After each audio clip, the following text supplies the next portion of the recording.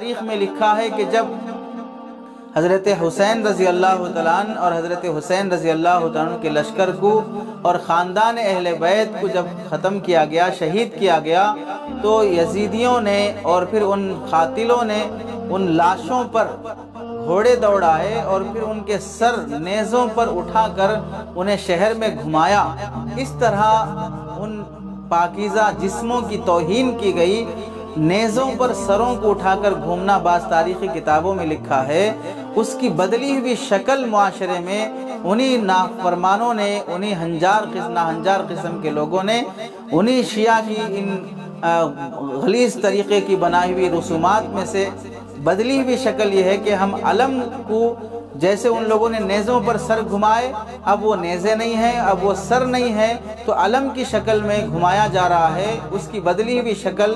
نافرمانی کی اور بدتمیزی بے ادبی کی اپنائی جا رہی ہے اور لوگ اسے ایک عبادت سمجھ رہے ہیں۔ اور ان محفلوں میں خاص طور سے برقعے والی مسلمان عورتیں شہر کی دیہاتوں سے آ کر ایسی غلیظ قسم کی رسومات میں اور بدترین قسم کی اس طرح کے ناجائز اور غلط مجالس میں شریک ہوتی ہیں۔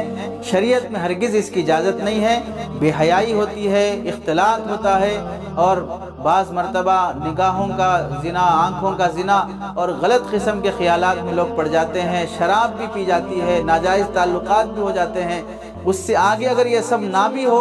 عقیدہ بگڑ جاتا ہے کہ ایک لکڑی کا اور ایک کپڑے کا اور ایک شرابی کا احترام اور اس کی عظمت اس درجے کی جاتی ہے کہ بت اور مورتی کی عظمت کی جا رہی ہو۔